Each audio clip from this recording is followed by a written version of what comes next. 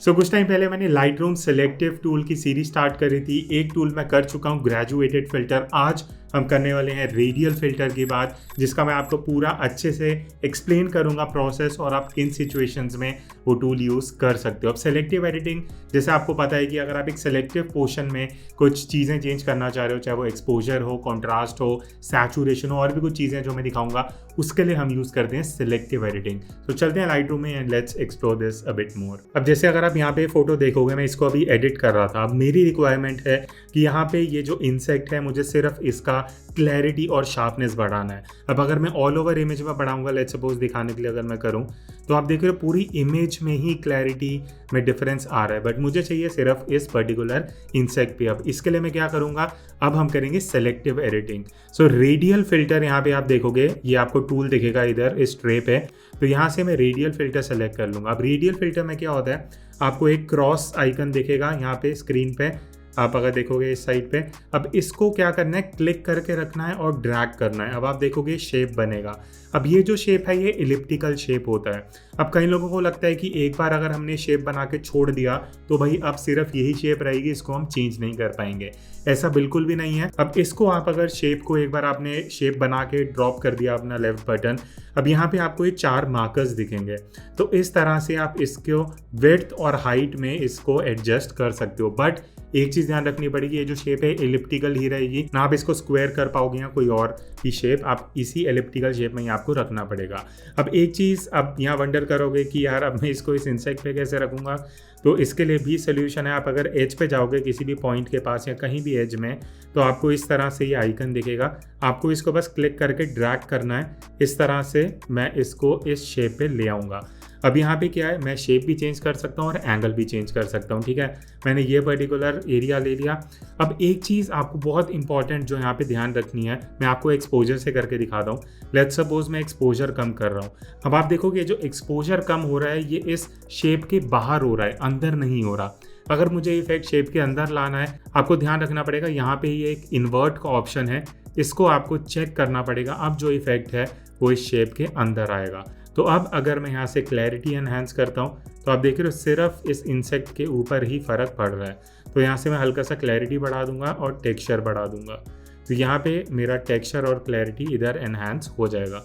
और मैं हल्का सा यहाँ हाईलाइट्स भी बढ़ा दूंगा, बिकॉज मुझे फोकस चाहिए अपने सब्जेक्ट के ऊपर, और वाइट्स, क्योंकि एजेस जो हैं इसके वो थोड़े वाइट्स हैं। तो इस तरह से मैंने कर दिया। और अब मैं अगर डन करूँ, आपको एक बार मैं बिफोर एंड आफ्टर दिखाता हूँ। तो ये देखो बिफोर एंड आफ्टर, अगर मैं जूम करके दिखाऊं तो आप देख सकते हो कितना ज़्यादा डिफरेंस है शार्पनेस और क्लैरिटी में, कॉन्ट्रास्ट में भी। बट इससे मुझे बेनिफिट क्या हुआ, मुझे कहीं आसपास इमेज के आसपास के एरिया में मुझे कुछ ऐसा इशू नहीं मिल रहा, और ना क्लैरिटी ना शार्पनेस कुछ भी नहीं हो रहा, सिर्फ वो अंदर के एरिया में होगा। अब मैं एक और चीज़ यहाँ पे आपको बताता हूँ जो एक एडवांस स्टेप है इसका ही। अब एक इशू बहुत लोगों को लगता है, अगर हम लेट्स सपोज इस टूल पे गए, एक बार मैंने एडिटिंग करा, अब इसके बाद मुझे और फिर से कुछ चेंजेस करने हैं डन करने के बाद, तो वापस आप इस टूल पे जाओगे, आपको ये छोटा सा यहाँ आइकन दिखेगा सर्कल सा, इस पर आपको एक बार क्लिक करना है, तो ये आपका सिलेक्शन वापस आ जाएगा, जिसको आप कभी भी आके ट्वीक कर सकते हो। ठीक है, तो इस हिसाब से है। बट अब लेट्स सपोज मुझे एकदम प्रिसाइज सिलेक्शन करना है, तो इसके लिए सबसे पहले आप क्या करोगे, यहाँ पे नीचे आइकन है, इसको मैं एक बार नीचे कर देता हूँ, ये शो सेलेक्टेड मास्क ओवरले, इसको आपको चेक करना है। इससे अब आपको रेड कलर में आपकी सिलेक्शन दिखा देगा। आपको क्या करना है, यहाँ से ब्रश पे जाना है, ब्रश पे जाके आपको ऑल्ट प्रेस करके रखना है। अब ऑल्ट आप प्रेस करोगे तो आप ये देख लो माइनस साइन हो गया, ऑल्ट छोड़ता हूँ तो ये प्लस साइन है। प्लस से क्या होगा, ये एडिशन करता जाएगा, ये देखो ये रेड में और एरिया सेलेक्ट करता जा रहा है। बट अगर मैं माइनस कर लूँगा, माइनस से क्या है, अब वो जो सेलेक्टेड एरिया है ना, वो एरिया ये एक्सक्लूड करता जाएगा। तो हो सकता है मैंने शेप सेलेक्ट कर ली, उसके बाद मुझे कुछ एरिया एक्सक्लूड करना है, तो मैं माउस के स्क्रॉल को ऊपर नीचे करके इसका साइज़ एडजस्ट कर सकता हूँ अपने ब्रश का, और इस तरह से मैं कुछ इसको शेप दे सकता हूँ। तो ये लेट्स सपोज मैंने कर लिया। अब अगर मैं डन करूँगा, अब सिर्फ जो मेरा सेलेक्टेड एरिया था वहाँ पे ही ये इफेक्ट अप्लाई होगा। अब मैं जल्दी से एक और इमेज पे आपको दिखाता हूँ ताकि आपको रेफरेंस भी समझ आ जाए। पर नेक्स्ट इमेज पे जाने से पहले, अगर आपको ये वीडियो अभी तक हेल्पफुल लग रहा है, इन्फॉर्मेटिव लग रहा है, तो इस चैनल को सब्सक्राइब कर दो। आप में से 50% से ज़्यादा लोग सिर्फ वीडियोज़ देखते हो और आप निकल जाते हो, सब्सक्राइब नहीं करते। It will help you guys as well, और मुझे भी कहीं ना कहीं सपोर्ट मिलता रहेगा। चलते हैं नेक्स्ट इमेज पे। अब यहाँ पे देख रहे हो मेरी इमेज है। लेट्स सपोज आप पोर्ट्रेट एडिट कर रहे हो, आपको सिलेक्टिवली अपने फेस पे कुछ चेंजेस करने हैं। अब उसके लिए भी ये टूल काम आता है। इससे पहले कि आप कमेंट करो, ये मास्क सिर्फ फोटो में ही नीचे था, अदरवाइज मास्क ऊपर था, ठीक है। तो मैंने कहा मैं बता दूँ। एनीवेज रेडियल फिल्टर पे जाऊँगा। अब लेट्स सपोज मुझे यहाँ पे अपने फेस का एरिया सेलेक्ट करना है, तो मैं इस तरह से सिलेक्शन करूँगा। और अभी आप देख रहे हो मेरे फेस के बाहर हो रहा है, क्योंकि मैंने यहाँ से इन्वर्ट नहीं करा, तो मैं इन्वर्ट कर दूंगा। अब आप देख रहे हो फेस का एरिया सेलेक्ट हो गया, ठीक है। इसको यहाँ से अनचेक कर दूंगा ताकि मैं अपना इफेक्ट देख पाऊँ। तो अब हम क्या करेंगे, लेट्स सपोज मुझे फेस के बाहर का एरिया थोड़ा सा डार्क करवाना है, तो वापस मुझे इन्वर्ट पे जाना पड़ेगा। एक्सपोजर को हल्का सा मैं नीचे ले आऊँगा। अब आप देख रहे हो बाहर का एरिया डार्क हो रहा है, और जो अब मेरा फोकस है वो मेरे फेस पे आ रहा है सीधा, जो मुझे पोर्ट्रेट्स में यूजुअली चाहिए होता है। एक बार ये करके डन कर दिया। अब मुझे एक और चेंज करना है। अब मुझे फेस फिर से सेलेक्ट करना है, और अब मुझे फेस के अंदर कुछ इफेक्ट लगाना है। तो मैंने सेलेक्ट करा, इन्वर्ट करा। तो मैं यही दिखाना चाह रहा हूँ कि आप मल्टीपल टाइम्स भी सिलेक्शंस कर सकते हो।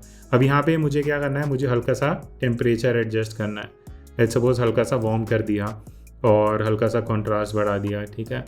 क्लैरिटी हल्की सी कम कर दी एंड ये बढ़ा दिया। तो इस तरह से मैं डन कर दूंगा।